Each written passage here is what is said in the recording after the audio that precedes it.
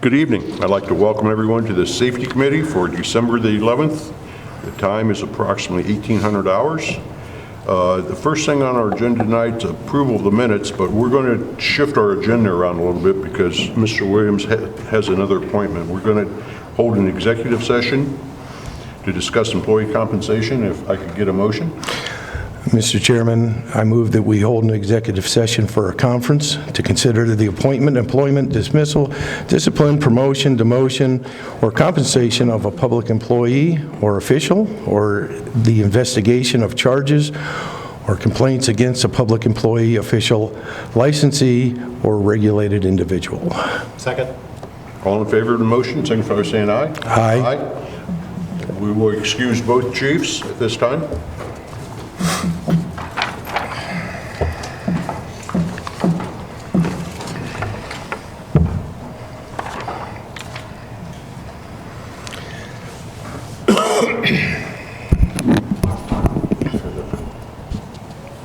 Yeah, wait for the TV to go down. That's what I was waiting for it to turn off. Okay.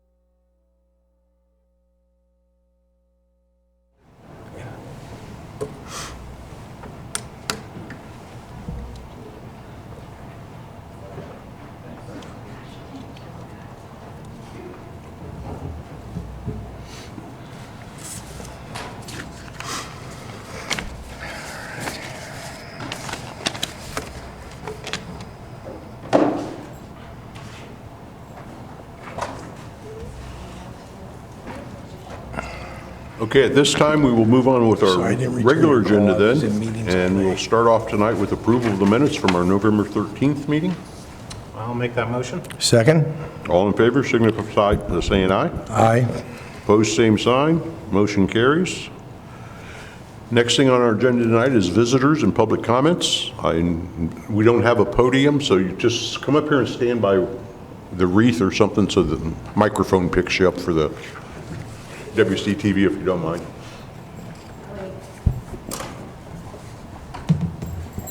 I am, oh wait, I have to say, Tina Allen Colesser, 495 Rolling Hills Drive.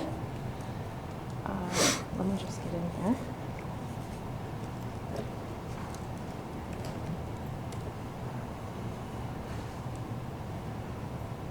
I'm going to try to keep this short, that's why I made the printouts, but I may take Danielle's 3 minutes and put them on my 3 minutes.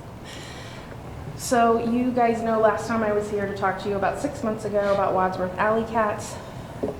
Since that time, Matt's office signed a contract in May with Alley Cats and Aristocats. So they are a 501c3 based in Medina, and because our objective is just to do trap, neuter, return for the city, we use them for when we find a litter of kittens, you know, we try to get them to the rescue. And we also take advantage of using their 501c3 status. We're in the process of getting like our Amazon wish list through their charity, because then we can get things tax-free. But the main issue, which I think you all got an email about today because I talked to Michelle extensively about it, was just asking about the budget. And I don't want to just stand up here and ask for more money, especially as a grassroots initiative in the city. I kind of wanted to come and tell you where we're at 6 months in and tell you what we're doing to be self-sustaining. So first of all, we've helped more than 130 cats in the past 6 months. That's a volunteer group of maybe 10 of us, a core group of 10, and then there's some people sprinkled in, and that's everything doing from trapping to transporting to our TNR clinic to Canton, picking them up after surgeries. We take the brunt of the responsibility with all the traps have to be sanitized after each cat so you're not spreading diseases. They have to stay overnight somewhere, so even if we get a colony of 10 cats, they're all in my garage. So I have to have the tables and the dog crates and the traps and things like that, which the city budget doesn't pay for. Just as a reminder, the city pays for the spay, neuter, and the basic health care. Some of them have ear mites, you know, some of them, well, we've had 2 instances with teeth issues, and we've been able to either get private citizens to fund that or a rescue to fund that. It's not something we even came back to negotiate with the city about, but it's not something we could release them. So in 6 months, we have almost reached our $5,000, which is why I was coming back, because I thought even if we asked for 10 as, you know, our pie in the sky ask, if we don't use that, great, that money stays with the city because we pay ahead and we bill the city. But I did want you to know it's completely volunteer driven. Most of us have full-time jobs. I have 2 jobs, and I come to city council meetings and whatever. But to be self-sustaining, what we've done, we've gotten more than $1,100 from Amazon wish list because we had to get every single trap. We have to get tarps and pee pads for transporting. We need food for not just trapping, but also sustaining them overnight. And sometimes if I have to quarantine a cat for 5 days, you know, I have them there the whole time in a dog crate with a litter box and all these kind of caregiving things. And then we also went to the farmer's market, and we've gone to 2 other Medina County events, and at those events we were able to raise more than $1,500 for ourselves. But the 2 biggest things that we did in this past 6 months is because I'm limited. Well, the organization is limited to the city limits, and we're well aware of that. But a lot of cats in situations, hoarding is the one we got involved in, happened in the township. And I got together with some residents up on Burdette, and they had a hoarding situation, a house that basically sits empty with dozens of cats that roam their neighborhood. And we loaned them all of our traps and our covers and food. And, but not only that, we were able through them to get a $1,500 grant. So we didn't have to raise the funds for it. We knew we couldn't come back to the city because it was outside the city limits, but we were able to have that $1,500 put in our clinic account and help that, which I just think is good community relationship building, you know? But then the big thing that happened is I've never written a grant before. I don't even know what a grant proposal looks like. However, I was inspired and I applied for a grant in Washington, D.C. through a place called United Spay Alliance. And they had 160 applicants. They only had 40 grants. And Wadsworth was chosen as one of the grassroots based on the grant proposal. And when I was on the initial call, the other organizations were in Chicago, in San Francisco, in Minneapolis, in Jacksonville, and Hawaii. So I was like giddy that little Wadsworth was able to be part of that grant program. And it's a matching grant. So to get their $2,000, we have to raise $2,000. And that started at the beginning of November, and we've already hit our $2,000 goal, and we're still chipping away at that. So basically the money is because there's an overwhelming amount of cats. On Rainbow, which if any of you go down Rainbow, we've become good friends with the feeder there. There's probably 40 cats. We've gotten 26 of them fixed already.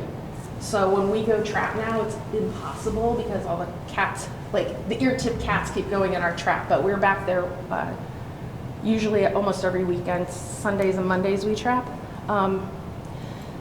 So that's the thing, and I had talked to Matt at the beginning of this. We're very judicious with the money because we want it to help as many cats as possible. So when his office is billed, it's very line itemed, like what each cat very specifically needed.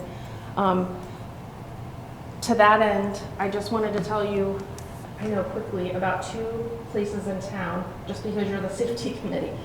Rainbow, I plan to advocate for them. I don't know how yet, but we trap there so often, and it is treacherous because people use it as a two-way street and a racetrack, and there are some people who just come, I think, to bother the residents. And I don't know if there's a way to ever ask when we're trapping, if there's ever this is not the place to ask, I don't think, but I don't know where to ask, to cone off the end of the road so that people aren't skipping the light and putting that, because we're usually there at sunset.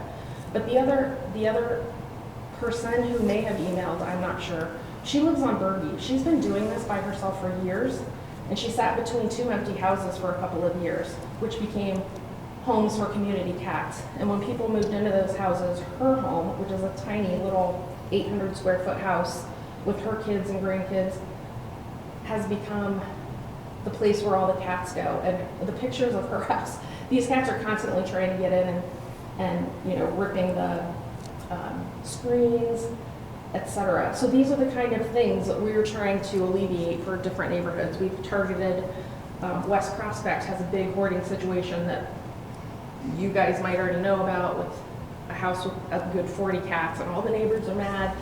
So we chip away at that. We chip away at Rainbow. We are helping her with Bergie. Fairview has a cat population. I don't know, I'm running out of steam. I'm sorry, because I didn't mean to take up so much time, That's but I fine. wanted to be really wholesome. I just because wanted you to give your whole story. So Well, we we're got really all the dedicated information. to it. We're really dedicated to it, and we have some young women in their 20s who are shadowing us, because I know I talked to John. If I were to move, or Danielle's to move, we want this to be a legacy project, that just because we leave town and we're passionate about seeing it succeed, we have people we're training behind us, and we've even had a trapping class at the library. You know, like, we're all in and try to be very professional about the way we attack this, but we need city support to pay the vet bill. And also one of those big cat can be like. Can you come up here and Oh. speak so the public can She's hear? introverted. She wants me to speak. Okay, Okay, just that one unspayed female cat can produce 15 to, up to 15, 18 a year, a season. And so, having helped, 130 cats just in Wadsworth, I mean, we're talking like thousands of cats that have been prevented now over the next year, so. Yeah, we're trying to stabilize it, because if we do this successfully and we keep going neighborhood by neighborhood, it just exponentially, those 3 or 4 litters become quickly hundreds of cats, and that's what we see happening in these neighborhoods. And I feel like especially the south side is very underserved and also a big dumping ground, and so that's why we've kind of started there. Thank you very much for the Thank you. presentation. Yeah, if you want to read about it, we're also in Berlin. Oh, okay. Mr. Hiscock, have you got any comments on what they're asking? I mean, is it something that, I mean, the program to me sounds like it's working. It's a volunteer program. It's not a big chunk of money. So I did repeat the 5,000 in the budget, so that's currently in your budget. I think this committee's familiar over the years. We have feral cat complaints that come into the city, not every year, but we've had them in the past. So I think obviously there's an identified issue. I think this was a solution that we partnered with to do that and try to address it. I think initially we had a little bit of a stumbling block, I'd say, or hiccup with billing, but we worked that all out. That was not an issue. So, the folks operate sort of independently. It is a nonprofit. There are some restrictions on what we can do in terms of that, but I think we satisfy that with a reimbursement program that we've set up. Obviously Tina knows better than I in terms of some of the things that the groups are focusing on, and some of the quote-unquote pressure points in the city that might need more assistance than others. And I think she's coming to you with her legitimate concern and ask for additional funding. You folks get additional funding requests from lots of entities, and so I don't really have anything more to add. It certainly helps to have an independent entity addressing these types of things, because before that we had no one addressing these types of complaints. So it certainly has been helpful. Obviously, I think you know how passionate the folks are in terms of what they do and how they do it. So I think it's a good program, and this was our first kind of couple months doing the program. So not to say that all programs are foolproof, but it seems to be working. Must be working. Yeah, I mean, that's what I'm hearing here. I mean, Yeah. And they're also trying to raise their own funds, Yep. Right. to help the program and everything. Yeah, City no, committee members, I mean, I had a nice conversation with Tina today. I mean, I would have, I like the fact that they're being reimbursed when the cats are being neutered.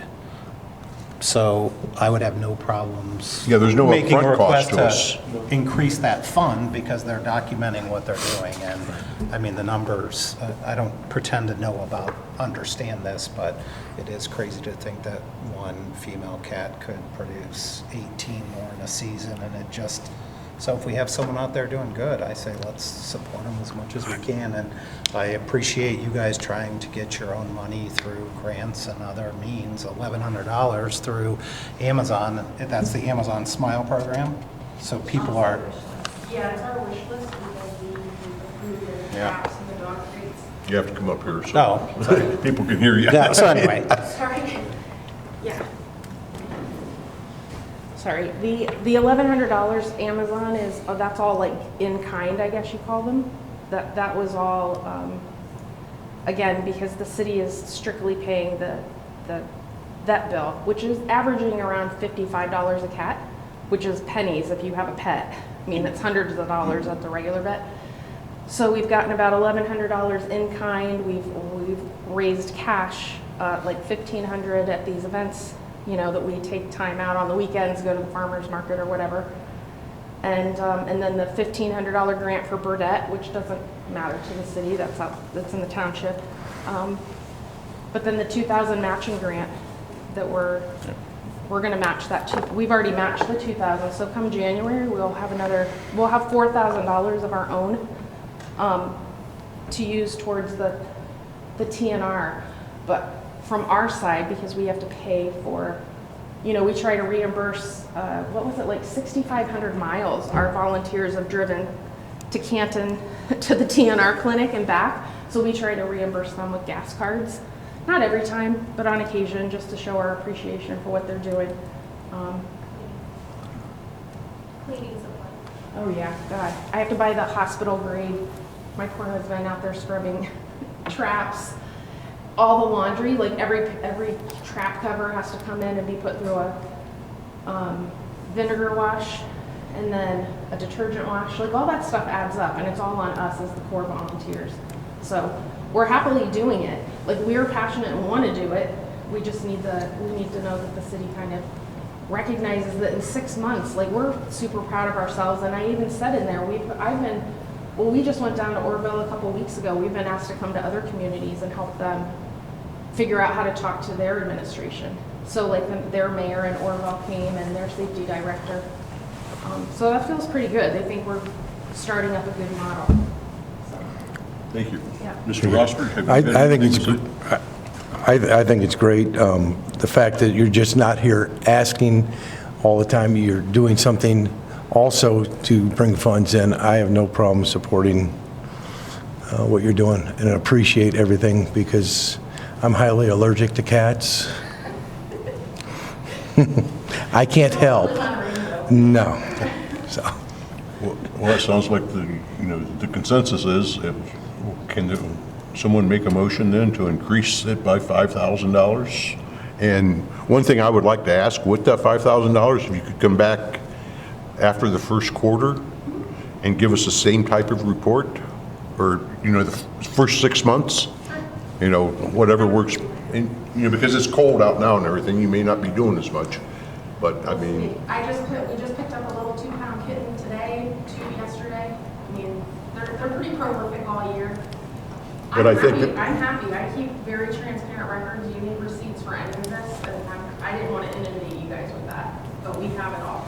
I just think that would be the right thing to do, to let the citizens know how their money's being spent, because this is not our money. Yeah, I understand. This money belongs to the citizens. So, who wants to make the motion? Mr. Chairman, I make a motion that we increase the budgeting for the cats, Wadsworth Alley cats, by $5,000. Second that. All in favor, signify by saying aye. Aye. Motion carries. Mr. Hiscock, can you take care of that? I will. Okay, next thing on our agenda is our chief's report. So we'll start off, Police Chief Chafin. Thank you, Mr. Chairman. We'll start with the dispatch report. Total phone calls received in dispatch for the month, 3,200. November call for service, about 1,590, just down slightly, 2%. Year-to-date, those numbers are very consistent. A breakdown by department, 83% of those being directed to the police department, 17% fire and EMS. Busiest day of the week was Wednesday, averaging 69 calls a day. Taking a look at the districts, District 2 was the busiest at 578. And times of day, 12 o'clock was the peak, 9 in the morning and 3 o'clock in the afternoon, close second and third. Any questions on the first page? No, sir. Taking a look at patrol division's data, traffic stops for the month, 330. Somewhat comparable to November of 2023. Year-to-date numbers are down. However, traffic citations consistent month to month and similar year-to-date at this point. Parking citations continue to follow the trend that we've been talking about the past couple months. They've dropped substantially, 27 for this month. Year-to-date, though, still very high, as we saw a really sharp increase at the beginning of the year prior to adjusting for the increase in fines. Misdemeanor citations, 6, and year-to-date down. And as I reminded the committee last month, without legalization of marijuana, I'm sure has an impact on those overall numbers. Taking a look at the accident report data, 27 total property damage and injury for the month, which was down compared to 40 for the month last year in November. Year-to-date, 329 combined property and injury accidents compared to 339 last year. The private property, of note, just because it's a statistical anomaly, it's exactly where it was the year prior, tracking year-to-date numbers. Alcohol and drug-related numbers, 4 in the month of November, 24 year-to-date, so a slight increase there. And then looking at our multi-accident intersection locations, 2 at Akron Road and 76, 3 at High Street and 76, and 3 at the intersection of Great Oaks and Leatherman. Breakdown by street, 8 on High Street as the most for the month, followed fairly closely by 261 Akron Road with 5. Investigative reports, I'll just highlight year-to-date theft numbers have increased by 10%. Domestic violence also very concerning. That's an increase of 43%, and that is while the assault numbers have stayed fairly static. I will also note in that category 38% increase in sex offense cases as well too. Drug overdose numbers down 52% year-to-date. We've had 9 year-to-date so far compared to 19 at last year. Drug-related offenses in general are also down. OVIs up 15%. And I'll just kind of pick out some highlights here. Disorderly conduct, very similar numbers year-to-date. Falsification, obstruction, similar numbers year-to-date. Warrant services down slightly. And I'll also highlight that the mental illness cases there at the bottom, while still consistent, that is averaging more than 1 a week through the month of November, which is concerning. That number there for November, 95 total investigative reports, that was down compared to November of last year, and you can see where the year-to-date numbers track as well. Any questions on the patrol division or investigative report, Dave? Do you by chance know what's the problem at Leatherman and Great Oaks Trail? I mean, that's a pretty open intersection. Is cars running through, not stopping, or? So I do not know, and it's unique. I was gonna say it's fairly unique. This is the first month, I'm gonna say all year that we've had it, and maybe since we've been tracking the multi-intersection location. So I'd be happy to pull those reports for the committee, and we can certainly send out some It'd just be interesting to know, because I thought there was a street light out there that it was lit, but maybe the street light's out, and people's not seeing the stop sign and they're blowing right straight through into the yard across the street. But yeah, we could take. That's just a thought. I mean, we can take a look at times a day. We can take a look at the mode of accident and any other factors as well. We can get out there and take a look at that tomorrow, see if what the lights operational or not. just a thought I had. Yep. Because like you said, that's the first time that's ever been on. Mm-hmm. Any other questions, sir? No, I'm good. Next page, District 1 had the most cases generated. I will note our arrests for the month of November down compared to last year, a slight decrease year-to-date. Non-investigative reports or calls for service breakdown. Assist householder motorist was the highest at 77. Suspicious persons and vehicles, close second at 64. Some training highlights, metallurgical death investigation. We had an officer attend that. That's at the Cuyahoga County Medical Examiner's Office. It really is an excellent course that they put on. They run a very great unit up there at the Cuyahoga County Medical Examiner's Office. They're one of the most accredited medical examiner's offices in the entire country. So really valuable training, especially for the officers since they're going to be first on scene at death scenes. Also had officers attend an active shooter conference that was put on by the Ohio Tactical Officers Association. Some of our community outreach, Cops and Kids ticket campaign, helping shut down for the Veterans Day Parade, helping shut down and coordinate with Candlelight Walk, and then doing traffic control for Feeding Medina County in the month of November. And then for the month of November, our Officer of the Month, Officer Ben Smith. Obviously, as our SRO, we didn't want to share necessarily a lot of the specifics of the cases that he's doing because they involve, kids in our community. But I will say that his sergeant felt very strongly about him being recognized, and I can speak to the casework that he did there. He's done a really great job this year, always trying to balance security, building relationships with students, staff, administration, and then also doing these criminal investigations on top of it. He also started working with the marketing teachers at the high school to work on a See Something, Say Something campaign.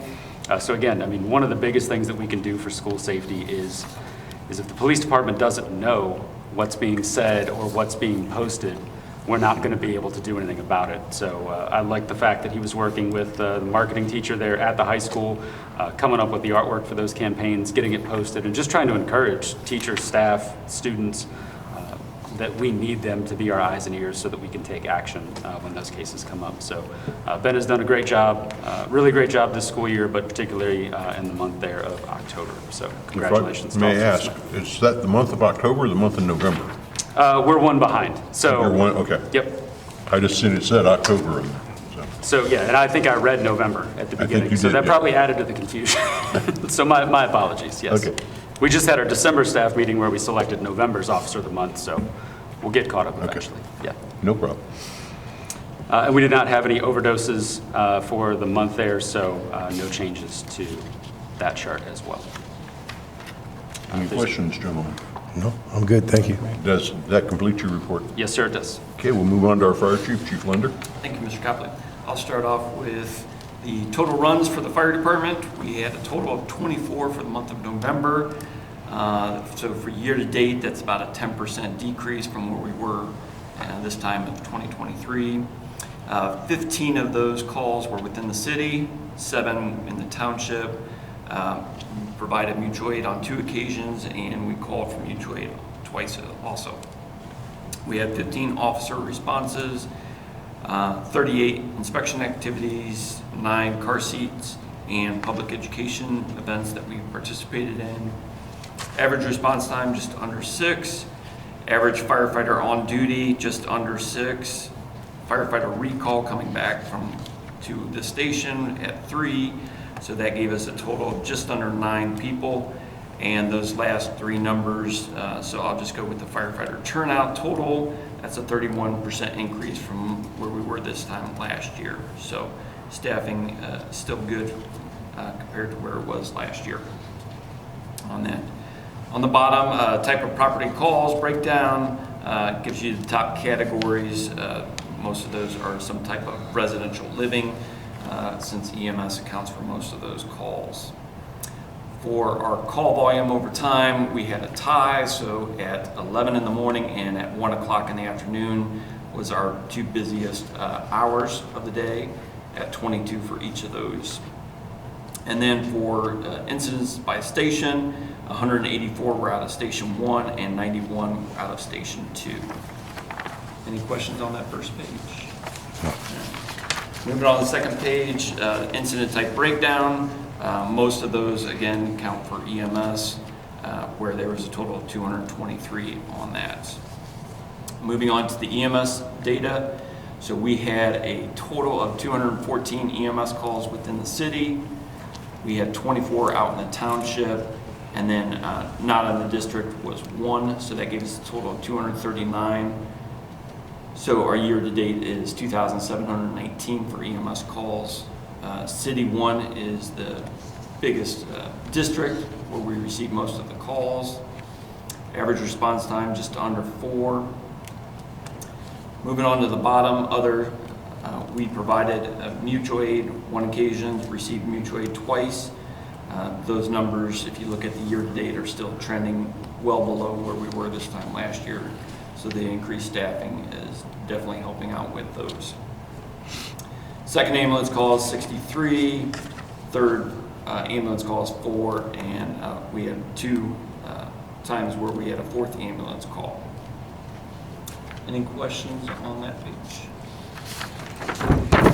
None for me.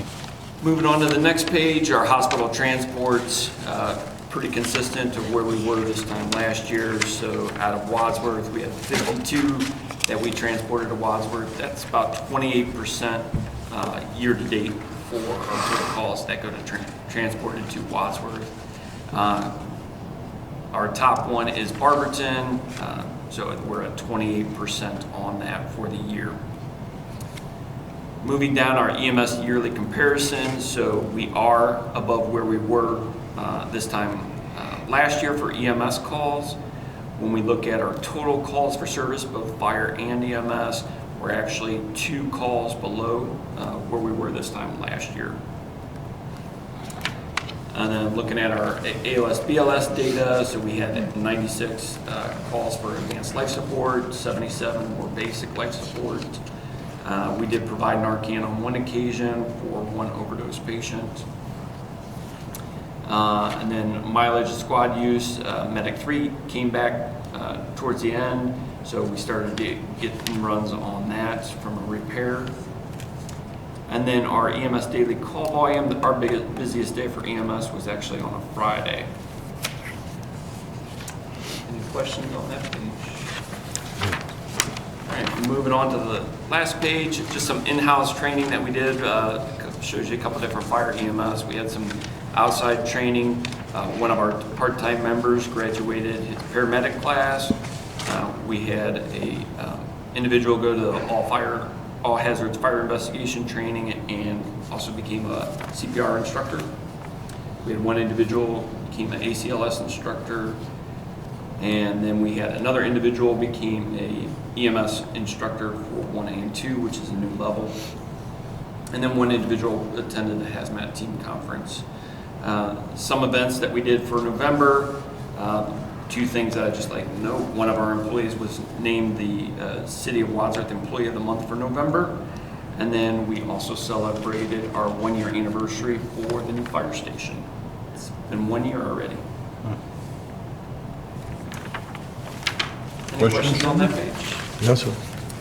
And the only thing, the part-time open shifts for the month of November, we were about 60% for all part-time shifts being filled. When you look at all shifts, both full-time and part-time, November we were actually one of the highest months.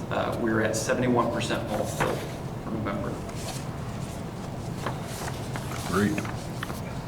And that completes my report. Getting better. Okay, if there's no questions, we'll move on to number 4, our staffing updates. Mr. Hiscock? Thank you, Mr. Copley, members of the committee. I'll move through these. Please stop me if you have any questions. So the patrol officer process update, I'm happy to report to the committee that in comparison to recent processes in the police department, I think we had an excellent group of second round interviews, and I think we've identified several candidates to move forward in the background investigation stages, and we've done that with one already, and I think we'll shortly be making some decisions on perhaps 2 or more from the group. So it was a very good group of second round interviews, so happy to report that. Moving to the firefighter paramedic process update, so we had the final eligible person on the current eligibility list was interviewed, did well, and we're going to move that individual to the background stage in the process there. We are currently at full staffing, however, we're anticipating an early year retirement next year, so if we get this going, I think the timing might be good in terms of where we go there. Yeah, because the ordinance does allow you to bring one on board That is correct. for the one that's leaving, Yep, that's correct. get everything through. Part-time fire and EMS wise, I believe we have, Chief, correct me if I'm wrong, we have 3 folks that are moving through that process.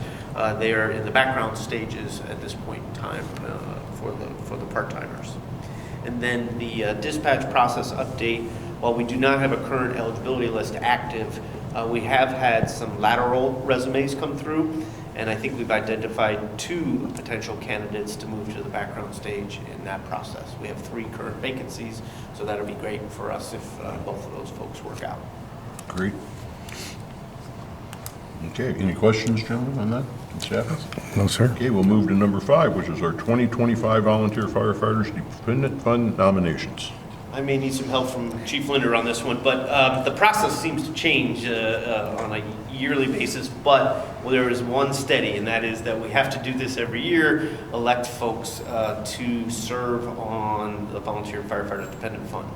The composition is where I might need help. I think we need 2 members of the legislative body identified, and then and you can do that through a vote tonight, and then what we'll do is we will complete the online form, I think this year, with the names and information, provide anything we need to do in that. The members of the department who make up the other members of the local dependent funds committee, if you will, have already been named. And so we just need the names from the legislative body, and we'll fill that up and submit it. We do have a deadline to do that in January, early January? Yeah, every January it's due. You want to make a motion? Who do you want to nominate? Who has it been? I know Ralph has served Multiple times. Multiple times, yeah. We've had other And I members think on the Ross safety served committee. also. I think I served, yeah. Yeah. Pretty sure you were on it last year. I was on it last year, I think, Does yeah. that mean it's my turn? Short straw. So I make a motion that we Don't nominate say it, don't say it. Yeah. Mr. John Yurcheck to the 2025 Volunteer Firefighters Dependent Fund committee or board, whatever. We need 2 names. Oh, we need 2 names. 2 of the 3. I mean, You okay with it? Sure. You accept the nomination? sure. Okay. And I'll also nominate Mr. Ralph Copley. Okay with that. So I'll close the nominations. All in favor of the nominees, please signify by saying yes. Yes. Here's your names. Thank you. We will make sure to execute the form and return it to, I think it's. And tell me what I need to do. Hopefully, we'll never need. Hopefully, never need to. I mean, hopefully that never meets. Yeah. Okay, that brings us down to other then. We'll start with Mr. Hiscott. Yes, so something I want to just put on the radar. We received an invoice from our EMS billing entity, the last invoice of the year. We are out of funds in that particular account. We're actually don't have enough funds throughout the EMS budget. In a quick scan, again, I just had a couple minutes before I came downstairs to take a look at this. So we may need a supplemental on next Tuesday night. If we do, I will, if you're okay with that, I will prepare that supplemental to pay. Again, it's about a $6,200 bill for the final EMS billing of the year. Yeah, it makes sense. We Yeah. have to pay our bills, I mean, so I'm okay Hopefully, with that. I can work with the finance division to see if we can use some of the money that was encumbered by them earlier in the year for other matters that appears to still be available. But if I'm not able to do that, I would need a supplemental appropriation. And it would need to be considered as well as passed on the Passed that night. 17th. Yeah. Mr. Spin and go. Well, I won't put that on here yet till you check Perfect. and everything? Yep. Okay. Yep. I just didn't want the But, yeah, committee just to be bring it forward. surprised by anything. So Yeah, just bring it forward next Tuesday night, just let me know. we'll do. That's all I have. Chief Linder. Yeah, for the committee, I was fortunate enough to watch last night's meeting and saw that the tanker was removed. I do have some quotes that I know Mr. Hiscock was unavailable most of the day in Columbus. I can present those and answer any questions to try to get that back in the budget. If you have any questions, I will provide some information to you guys as well. I don't think the tanker, just a point of clarification, I don't think the tanker was pulled from the budget. I think it was pulled to be voted on separately. separately It's a separate from item. the entire, so it hasn't I been apologize. pulled. Yeah, just, So I have information. If there's any questions that I can answer, I I'd will. like a copy of that, yes. Yep. I'll give them to you. If you want to pass those down. Do you need one? One is Matt, I'm sorry. On that. And then the only other thing I had, just wish everybody Merry Christmas and stay safe with the holidays. Water your trees. Keep chafing. Water the trees, watch your electrical lights and heaters that keep 3 feet. Thank you, Mr. Chairman. On Saturday, we had our annual Cops and Kids event. Went very well. We had 33 kids from Wadsworth, 14 from Rittman, and between 10 and 15 from Doylestown, so that put our grand total at somewhere between 57 and 62 kids. Big thank you to Watermain Grill for coming down and cooking all the food for everybody. Really nice of them. Thank you to everybody who bought raffle tickets and donated. Wadsworth Eagles, their committee's familiar with them. They also made a donation. It went really well. We had lots of fun. And obviously, hopefully, we're able to positively impact somewhere between 57 and 62 kids and their families. So great event. Thanks to all the officers and everybody that volunteered to participate. Thank you for a great community event. I mean, that's a great event, it really is. Mr. Rossford. I will second the Merry Christmas, Happy Holidays, and please be safe. It's a scary time of year, and just be safe on the roads.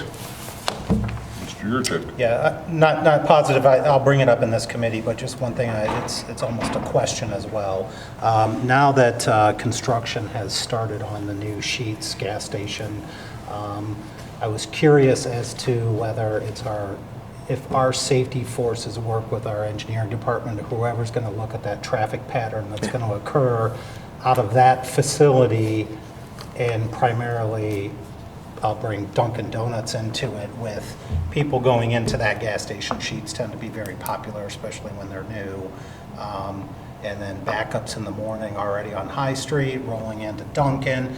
I just want to make sure that someone's paying attention and has looked at that, because if nothing changed, and I know traffic patterns will be changed for it, but that could be a pretty interesting and dicey area in our mornings as that construction continues on that facility. So I can speak to that a little bit, Mr. Yurcheck, and unfortunately, I think I will report to this committee that I have bad news. So I raised that concern early on as that project worked its way through the engineering process, if you will. They were required to conduct a traffic analysis as to the impacts of what Sheetz would do on that particular intersection. That traffic analysis did not speak to concerns that I think we've all observed in the vicinity of that intersection. So I took the mantle, if you will, to lead the charge in saying, well, I understand what your traffic analysis says, but I can tell you what is happening and what we're dealing with from a safety forces perspective. Unfortunately, that type of observational concern and interest doesn't get support by traffic engineers, and it did not get support in this particular matter. Of particular concern, they wanted two-way entrance and egress points off of the alleyway in which Sheetz will be. And they argued strongly where I wanted only a right-in in the first entrance, and then have all traffic, multiple ingress points further down the alleyway, sort of across from where KFC's drive-through entrance is, if you will, so that there wouldn't be backups and half-turn traffic stopped at a red light and causing backups on the main line. Expressed those concerns. I think our engineering department supported those observations. However, in the end of the day, there was vehement resistance from Sheetz as to there is no engineering logic to those requirements, nor that limitation, and ultimately Planning Commission, which I am a member of, approved the site plan as well as the traffic ingress and egress there. So I think your comments are understood, and I think they're taken from observational interests, and I believe them to be correct. But at this point in time, we have nothing more than a signalized intersection to deal with at this point in time. There is no entrance or egress points that directly come from Sheetz onto 94. Right. That's more a product of its proximity to the exit ramp of a federal interstate.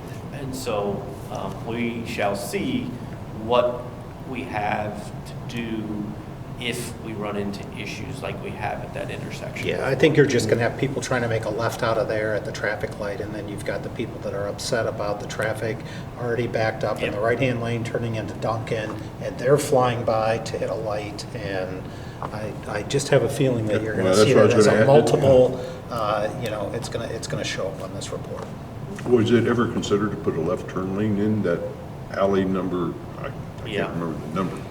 In terms of a left turn lane coming out there. Coming out where the Sheetz is going to dump into the alley. There will be. So there will be some expansions there, but the left turn lane is of such a length that it has a conflict with their own entrance point. Oh, okay. And so I can see if you stack 2 or 3 cars in that left turn lane. Well, if you get one truck. Right. Somebody pulls out across the entrance lane, nobody's going to be going anywhere, kind of thing. So. Yeah. And I already argue when you're making a left-hand turn out of, if you go through Dunkin' Donuts drive-through and you come back out and you're making a left-hand turn and the people are making a left-hand turn coming out of that alley, there's already a whole lot of misunderstanding as to whether cars pass in front of each other, or whether you go past. It's just offset enough to It's create- offset enough and that it's wide enough goofy. that it makes it awkward. You know, it's almost Yeah. like you wave that person on because you want to see what their commitment level is before you decide which way you want to go. I just see it as being a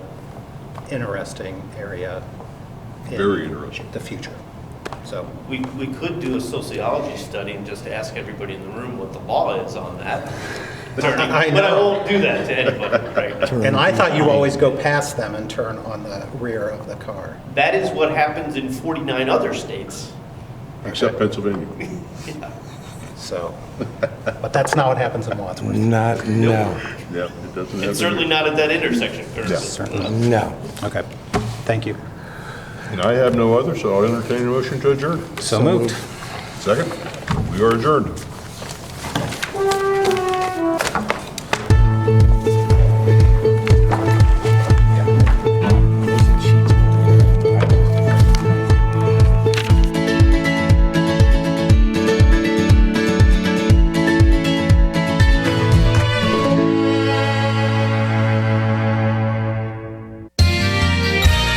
You are watching WCTV, Wadsworth Community Television.